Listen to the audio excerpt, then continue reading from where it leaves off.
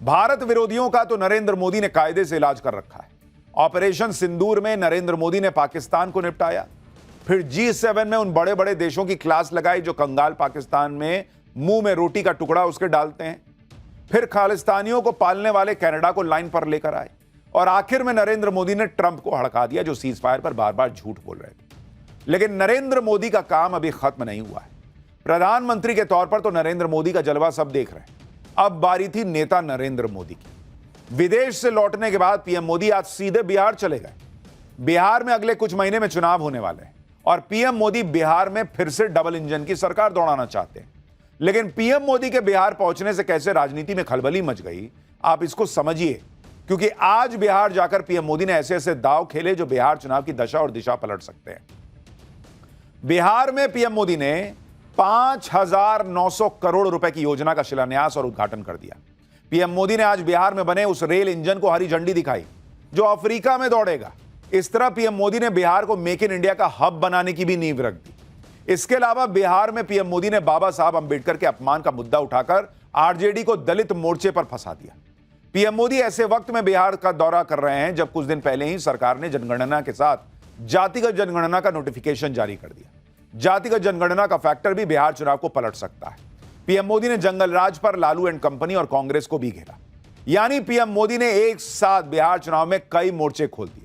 विकास, दलित factor, जाति जनगणना, सुरक्षा व्यवस्था, एक साथ कई मुद्दों को लाकर पीएम मोदी अब बिहार चुनाव को अपनी पिच पर ले आए। बिहार में पीएम मोदी ने और क्या क्या किया, पीएम मोदी ने क्यों कहा कि वो शांत नहीं बैठने वाले, नीतीश कुमार ने ऐसा क्या कहा कि पीएम मोदी ने हाथ जोड़ दिए भाई, तेजस्वी यादव ने पीएम मोदी को ऐसा क्या कहा कि बवाल मच गया है, यूपी में योगी ने डी कंपनी का नाम लेकर अखिलेश के होश कैसे उड़ा दिए, ये सब आज आपको बताऊंगा। पहले आज बिहार से यूपी तक गरमाई राजनीति की एक झलक देखिए।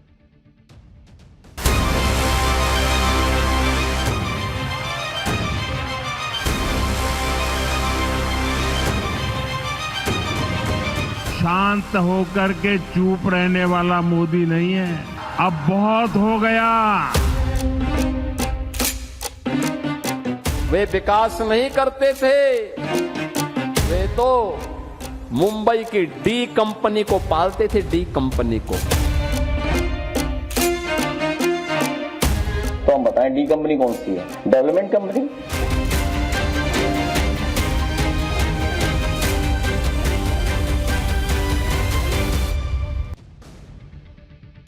नरेंद्र मोदी के बिहार दौरे ने कैसे लालू तेजस्वी कैंप में हड़कंप मचा दिया, इसे आप इस तरह से समझिए कि नरेंद्र मोदी बिहार पहुंचे भी नहीं थे कि आरजेडी ने उनके खिलाफ माहौल बनाना शुरू कर दिया। सोशल मीडिया पर सुबह ही इन्होंने पोस्टर निकाल दिए।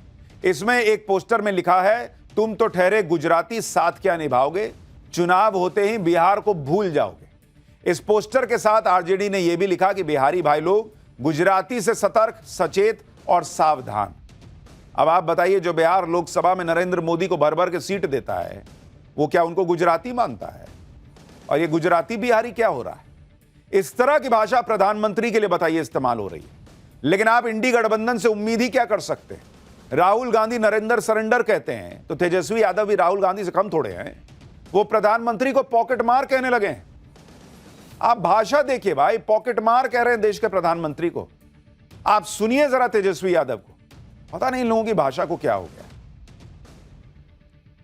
प्रधानमंत्री जी आए तो बताएं मैं आ रहा हूं। बिहार वासियों, जुमलों की बारिश करूंगा और मेरा पॉलिटिकल रैली के लिए आप सबके पॉकेट मार करूंगा। यही ना कर रहे प्रधानमंत्री, और क्या कर रहे? बिहार के लोगों का पॉकेट नहीं ना मार रहे प्रधानमंत्री, और तो कुछ कर नहीं रहे। हम लोगों को पॉकेट मार प्रधानमंत्री और अचेत मुख्यमंत्री नहीं चाहिए। बताइए कैसी भाषा है? कह रहे हैं नरेंद्र मोदी पॉकेट मार रहे हैं बिहारियों का। मतलब क्या है, कोई नरेंद्र सरेंडर, कोई पॉकेट मार कह रहा है। लेकिन यही प्रधानमंत्री हैं जो ट्रंप को सामने से हड़का देते हैं। यही प्रधानमंत्री हैं जो ईरान में भयंकर बमबारी के बीच अपने लोगों को बचाकर लाते। इनको नहीं दिखता है। आज ही क्या खबर आई आपको बताता हूं। इजरायल से युद्ध के बीच ईरान ने भारत के प्रति विशेष भाव दिखाते हुए भारतीयों को सुरक्षित निकालने के लिए अपना एयर स्पेस खोल दिया। भाई ईरान ने भारत के लिए स्पेशली ईरान के मशहाद से दिल्ली के लिए 3 फ्लाइट्स उड़ेंगी। जो 1000 भारतीयों की सुरक्षित वापसी को सुनिश्चित करेगी। ये फ्लाइट्स आज रात और कल सुबह और दोपहर को दिल्ली के लिए रवाना होंगी। इससे पहले यूक्रेन युद्ध के दौरान भी भारतीयों को सुरक्षित निकालने के लिए कुछ देर के लिए युद्ध को रोका गया था और अब भारतीयों की सुरक्षित वापसी के लिए ईरान अपना एयर स्पेस खोल रहा है, स्पेशली भारतीयों के लिए कि आप इनको लेके जाइए। और यहां क्या है? नरेंद्र सरेंडर, पॉकेट मार मोदी, यही सब भाषा चल रही है। यह भारत की कूटनीति की ताकत है और इसका क्रेडिट पीएम मोदी को ही जाता है। और यहां मॉल ये लोग बना रहे हैं कि पीएम मोदी तो कुछ कर ही नहीं पा रहे। यही नरेंद्र मोदी जिन्हें राहुल गांधी नरेंद्र सरेंडर बोल रहे हैं, जिन्हें तेजस्वी पॉकेट मार कह रहे हैं, आप देखिए वो प्रधानमंत्री आज की डेट में अमेरिका के राष्ट्रपति के सामने उनके मुंह पर उनके दावों को गलत साबित करते हैं। अमेरिकी राष्ट्रपति न्योता देता रह जाता है और पीएम मोदी मना कर देते हैं कि अभी नहीं आऊंगा, टाइम नहीं है मेरे पास। जबकि आज की डेट में कौन सा वर्ल्ड लीडर है जी जो अमेरिका के राष्ट्रपति का न्योता ठुकरा देगा? मुनीर जैसा फर्जी फील्ड मार्शल तो दौड़ा दौड़ा चला गया, यह भी नहीं देखा कि मैं मुसलमानों की बात करता हूं, ईरान के खिलाफ है अमेरिका, मैं किस मुंह से वहां खाना खाऊंगा। चला गया, बेइज्जती सहता हुआ चला गया। 5-6 दिन अमेरिका में इसलिए पड़ा रहा कि किसी तरह ट्रंप से मिल तो लूं। लेकिन यहां पीएम मोदी ने न सिर्फ ट्रंप के दावे झुठला दिए बल्कि उनके न्योते को भी दूर से नमस्कार कर दिया। सुनिए आज पीएम मोदी ने ट्रंप से फोन पर जो बातचीत हुई थी उसको लेकर पब्लिक के सामने क्या कहा। और अमेरिका के राष्ट्रपति ट्रंप ने मुझे फोन किया, उन्होंने कहा कब कनाडा तो आए ही हैं तो वॉशिंगटन होकर के जाइए, साथ में खाना खाएंगे, बातें करेंगे। उन्होंने बड़े आग्रह से निमंत्रण दिया। मैंने अमेरिका के राष्ट्रपति को कहा कि आपका निमंत्रण के लिए धन्यवाद, मुझे तो महाप्रभु की धरती पर जाना बहुत जरूरी है।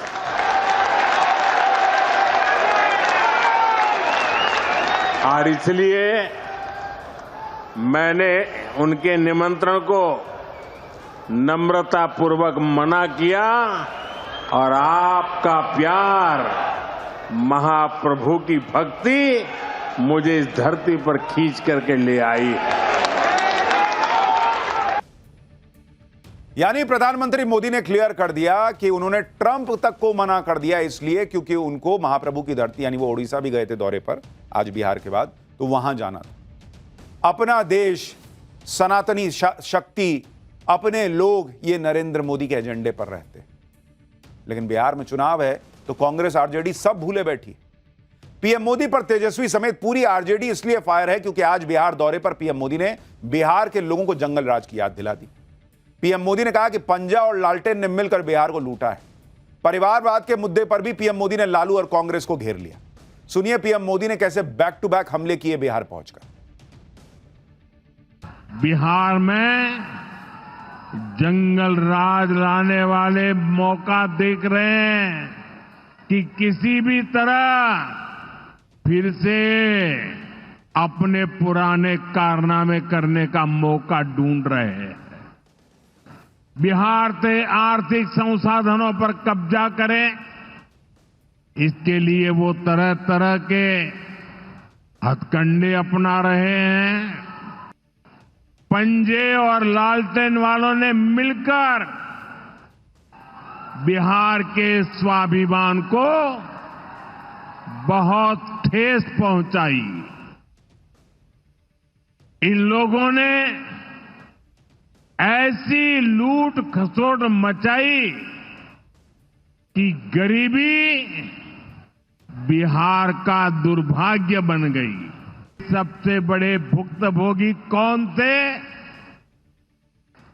इनमें से ज्यादातर साथी मेरे दलित समाज के, महादलित समाज के, पिछड़े समाज के, अति पिछड़े समाज के, यही मेरे भाई बहन इसके शिकार हुए थे।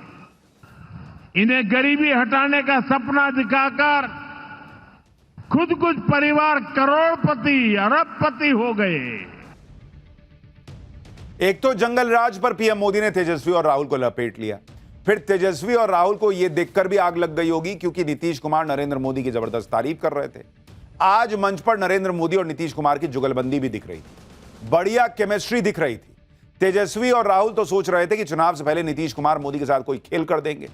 ऊपर से नीतीश कुमार की तबीयत ठीक नहीं है, तेजस्वी बार बार कहते हैं कि वो अचेत हो गए हैं। लेकिन यहां मंच पर नीतीश कुमार नरेंद्र मोदी के साथ बैठे थे, गपशप चल रही थी, हंसी मजाक का माहौल था। सारे अरमान जो हैं वो कैसे बिखर गए, इन तस्वीरों को देखकर आप समझ सकते हैं। नीतीश कुमार तो नरेंद्र मोदी को थैंक यू कह रहे हैं। सुनिए एक बार नीतीश कुमार को। उन्होंने जाति आधारित गणना कराने का निर्णय लिया है, इसलिए हम नमन करते हैं कि इन्होंने जाति आधारित गणना करा दिए। आप भी हाथ जोड़ करके तो जवाब न दीजिए कि कितना बड़ा बात इन्होंने कर दिया।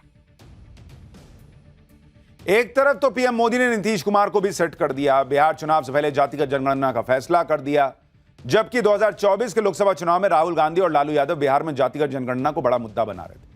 लेकिन बिहार में इस बड़े मुद्दे को भी पीएम मोदी ने इंडी गठबंधन से छीन लिया। इसलिए भी लालू यादव भड़के हुए हैं, वो पीएम मोदी पर निशाना साध रहे हैं।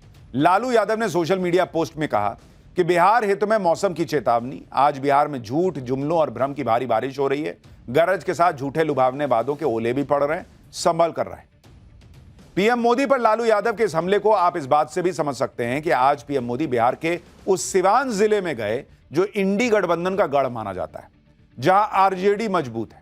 साल 2020 के विधानसभा चुनाव में सिवान की 8 विधानसभा सीटों में महागठबंधन को 6 और एनडीए को 2 सीटों पर जीत मिली थी। सिवान जिले में 20% मुस्लिम आबादी है, करीब 14.2% SC ST की आबादी है। सिवान जिला विधानसभा चुनाव में आरजेडी और लेफ्ट का गढ़ रहा है। हालांकि पिछले 3 लोकसभा चुनाव में यहां से बीजेपी ही बाजी मार रही है, लेकिन विधानसभा चुनाव में यहां इंडी गठबंधन का दबदबा रहता है। पीएम मोदी ने आज इसी दबदबे को दबाने की कोशिश की। नरेंद्र मोदी ने आज लालू यादव और राहुल गांधी के साथ सबसे बड़ा खेल भी कर दिया। बिहार में पीएम मोदी ने अंबेडकर के अपमान का मुद्दा उठा दिया और इसी से लालू और राहुल की टेंशन भी बढ़ गई, क्योंकि बिहार में लालू यादव और राहुल गांधी की नजर दलित वोट बैंक पर है। लालू और राहुल को लग रहा है कि यादव मुस्लिम वोट बैंक तो उनके साथ है ही, अगर दलित वोट बैंक जुड़ जाएगा तो आरजेडी कांग्रेस आगे निकल सकती है। लेकिन इन अरमानों पर तब पानी फिर गया जब लालू यादव के बर्थडे के मौके की इस तस्वीर को, जो बड़ी वायरल हुई थी, आज नरेंद्र मोदी ने लोगों को याद दिला दिया। इस तस्वीर में लालू यादव बैठे हुए हैं एकदम आराम से, और उनके पैरों के पास बाबा साहब अंबेडकर की तस्वीर दिखाई दे रही है। कोई आया था, गिफ्ट लेके आया था, तो उनके पैरों के पास, बताइए, फोटो रख के बाबा साहब की अब फोटो खिंचवा लिया। पीएम मोदी ने इसी तस्वीर को याद कराया आज पब्लिक को कि बताइए, लालू यादव मना नहीं कर सकते थे कि बाबा साहब को मेरे पैरों के पास क्यों रख रहे हो। इस तस्वीर की याद आज बिहार की जनता को नरेंद्र मोदी ने दिलाई कि आरजेडी और कांग्रेस बाबा साहब अंबेडकर की तस्वीर को पैरों पर रखती है, जबकि नरेंद्र मोदी बाबा साहब अंबेडकर को दिल में रखते हैं। एक बार प्रधानमंत्री मोदी को सुनिए, फिर आपको बताता हूं कि बिहार में यह दलित फैक्टर कितना बड़ा मुद्दा हो सकता है। लोग कदम कदम पर बाबा साहब का अपमान करते हैं। अभी पूरे देश ने देखा है कि आरजेडी वालों ने बाबा साहब की तस्वीर के साथ क्या व्यवहार किया, क्योंकि इन लोगों के मन में दलित, महादलित, पिछड़े, अति पिछड़े के प्रति कोई सम्मान नहीं है। आरजेडी और कांग्रेस बाबा साहब आंबेडकर की तस्वीर को पैरों में रखती है, जबकि मोदी बाबा साहब आंबेडकर को अपने दिल में रखता है। बाबा साहब का अपमान करके लोग खुद को बाबा साहब से भी बड़ा दिखाना चाहते हैं। बिहार के लोग बाबा साहब का यह अपमान कभी नहीं भूलेंगे। प्रधानमंत्री मोदी के इस हमले से लालू यादव और तेजस्वी बहुत भड़क गए, क्योंकि बिहार में दलित वोटों की इधर उधर की थोड़ी भी शिफ्टिंग पूरा चुनाव पलट देती है, और बिहार में एनडीए और इंडी गठबंधन के बीच दलित वोटों के लिए कांटे की टक्कर भी दिखती है। अगर आप बिहार में देखेंगे कि दलित वोट का क्या इंपैक्ट रहता है, जरा आपको उसको समझाता हूं, तो आप समझ जाएंगे कि बाबा साहब अंबेडकर की फोटो का अपमान का मुद्दा कितना बड़ा हो सकता है। अगर आप देखें बिहार में दलित वोट, अगर उसकी बात करूं तो आपको समझ में आएगा कि क्यों यह मुद्दा बहुत बड़ा हो सकता है। जो आबादी है दलितों की, वो करीब करीब 20% के आसपास है, 20%। और दलित वोट बैंक कितनी सीट पर निर्णायक है? कितनी सीट पर निर्णायक है दलित वोट? ऑलमोस्ट बिहार में 100 सीट ऐसी है जहां दलित वोट तय करता है कि कौन जीतेगा। तो इसलिए आरजेडी और कांग्रेस दोनों को दिख रहा है कि एक वायरल वीडियो भी उनके लिए नुकसानदेह साबित हो सकता है। 2020 में जो एससी की रिजर्व सीट थी, अगर आप देखिएगा 2020 में एससी सीट देखिएगा वहां पर क्या हुआ, तो जो शेड्यूल कास्ट के लिए रिजर्व सीट है, कुल सीट कितनी है, वो है 38। और इसमें अगर आप देखेंगे तो एनडीए को 21 सीट आई थी, 21, और महागठबंधन जो है, महागठबंधन को 17 सीट आई थी, 17।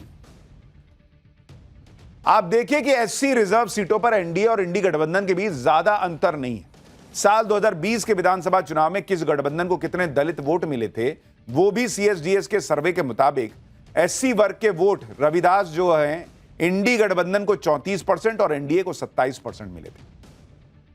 पासवान वो वोट भी अगर आप देखिएगा इंडी गठबंधन को 22% और एनडीए को 17% मिला था, और मुसहर इंडी गठबंधन को 24% लेकिन एनडीए को 65%। अन्य एससी वर्ग जो है इंडी गठबंधन के खाते में 24% वोट गया था, एनडीए को 30%। ये आंकड़े बताते हैं कि एनडीए और इंडी गठबंधन के बीच दलित वोटों को लेकर कांटे की टक्कर रहती है, और ऐसे में नरेंद्र मोदी ने जो आज मुद्दा उठा दिया वो शायद बिहार चुनाव में असर डाल दे। लेकिन दलित वोटों को लेकर साल 2024 में बीजेपी के लिए खतरे की घंटी भी बजी। एनडीए के दलित वोट बैंक में लोकसभा चुनाव के दौरान भारी गिरावट देखने को मिली। अगर आप 2024 लोकसभा चुनाव में दलित वोटर्स का वोटिंग पैटर्न देखेंगे तो पिक्चर और क्लियर होगी। 2024 के लोकसभा चुनाव में एनडीए को मिले दुसाध पासी जाति के वोटों में 2019 के मुकाबले 19% की गिरावट देखने को मिली। दूसरी तरफ इंडी गठबंधन को दुसाध पासी जाति के 28% वोट ज्यादा मिले। अन्य दलित वोटों को देखें तो 2019 के मुकाबले एनडीए के वोट में 18% की गिरावट आई थी, जबकि इंडी गठबंधन को 38% का फायदा हुआ था। क्योंकि तब यह भ्रम फैलाया जा रहा था कि भाई रिजर्वेशन खत्म हो जाएगा, रिजर्वेशन खत्म हो जाएगा, मोदी तीसरी बार आए तो आरक्षण खत्म कर देंगे। तो उसका इंपैक्ट यूपी बिहार में दिखा था। यही वजह है कि विधानसभा चुनाव में दलित वोटों को लेकर एनडीए पहले से ही सतर्क है। बिहार में पीएम मोदी कोई लूज पॉइंट नहीं छोड़ना चाहते। जातिगत जनगणना का फैसला ले लिया, जिससे राहुल गांधी और लालू यादव इसे मुद्दा ना बना पाए। राहुल गांधी लगातार बिहार के चक्कर लगा रहे हैं, दलित के मुद्दे उठाने में लगे हैं, लेकिन आज पीएम मोदी बाबा साहब अंबेडकर के अपमान पर कांग्रेस और आरजेडी को फंसाते दिखे। यानी पीएम मोदी एक एक करके बिहार में विपक्ष के सारे मुद्दे छीनते चले जा रहे हैं, और इसीलिए शायद उन्हें बौखलाहट में ये लोग पॉकेट मार जैसे बातें कह रहे हैं। बिहार के डिप्टी सीएम सम्राट चौधरी कैसे लालू परिवार पर अटैक कर रहे हैं, एक बार वो भी सुनिए।